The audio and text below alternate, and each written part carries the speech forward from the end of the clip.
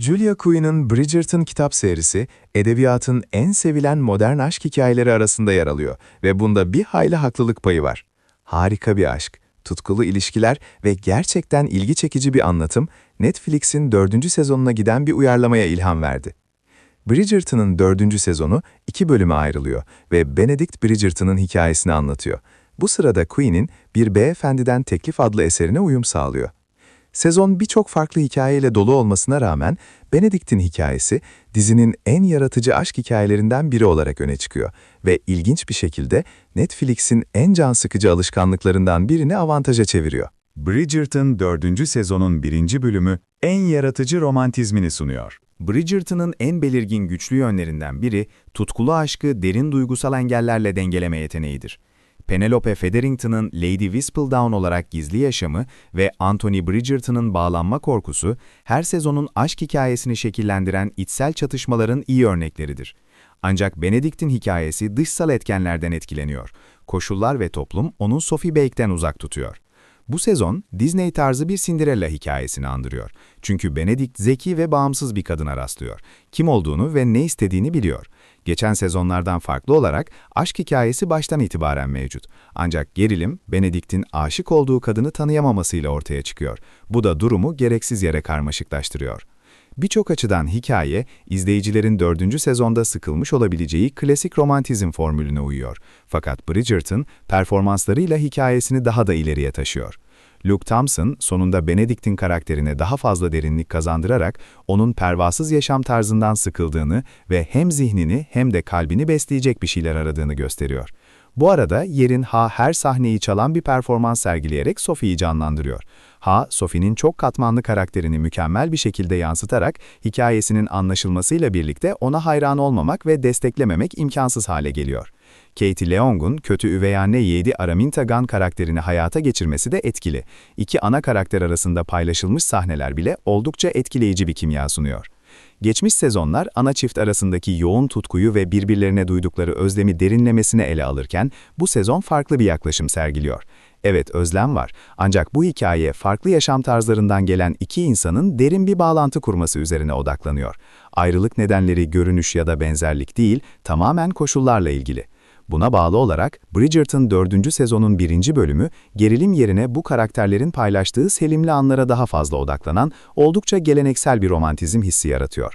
Sezon şimdiye kadar acı anlarında biraz daha sakin hissettiriyor. Ancak bu değişim genel olarak hikayeye fayda sağlıyor.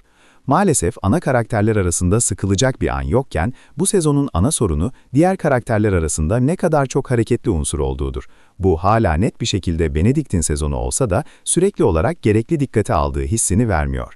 Bridgerton'ın temel sorunu çok sayıda hikaye noktasıdır. Her Bridgerton sezonu, kitaplarda olduğu gibi birden fazla hikaye sunuyor. Örneğin, Penelope'nin Lady Whistledown olarak gizli yaşamı ve Lady Danbury'nin Kraliçe Charlotte ile olan arkadaşlığı her sezonda öne çıkan unsurlar. Geçen sezon sadece Featherington ailesinin zenginliklerini ve statülerini koruma çabalarını izledik. Ancak Bridgerton 4. sezon 1. bölümü, Benedict'in hikayesinin yanı sıra diğer tüm ek hikaye noktalarını da önemli kılan bir sezon gibi görünüyor. Geçen sezon her B hikayesinin daha büyük bir şey için hazırlık olduğu hissi uyandırırken, bu sezon birçok unsurun karşılığını aldığı bir yapı sunuyor. Örneğin, Lady Danbury birçok yan hikayede önemli bir rol oynamış durumda. Ama bu sezon, onun Kraliçe Charlotte ile olan ilişkisini sınamakta ve Kraliçenin önceki mini dizisinde görülen zorluklarına da işaret etmektedir.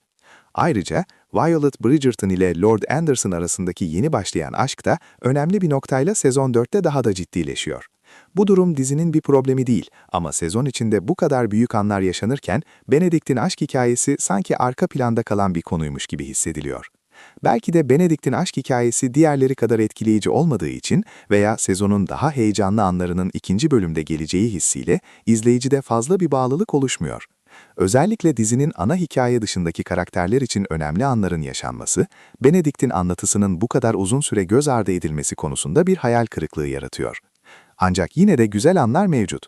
Lady Araminta ve kızları etkileyici düşmanlar olarak öne çıkıyor ve Sophie etrafındaki aile dinamikleri izleyicilerde daha fazlasını isteme hissi uyandıracak kadar derin. Fakat bu unsurların çoğu yine de 2. bölüme saklanmış durumda.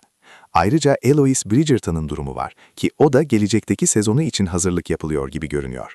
Yine bu tür bir dizi için bunlar çoğunlukla sıradan gibi görünse de, izleyicilerde mevcut olanı takdir etmekten ziyade geleceğe dair heyecan duymaları gerektiği hissini uyandırıyor. Tüm bunlar Netflix'in sürekli olarak tek sezonları bölme ihtiyacının semptomları olarak görülebilir.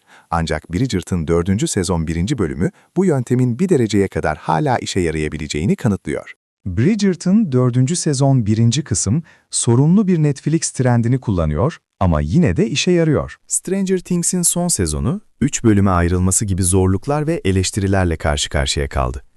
Netflix'in heyecan yaratmak için benimsediği bir eğilim, bazı büyük sezonlar veya diziler için mantıklı olabilir ama her zaman faydalı değil. Çünkü bu, 22 bölümlük sezonlardaki ortalama ara dinlenmeyi oluştururken Netflix bunu 8 bölümle yapıyor. İlginç bir şekilde Bridgerton 4. sezon bu yapının avantajlarından yararlanıyor. 4. bölüm gerçekten de bir ortalama sezon finali gibi işlev görüyor.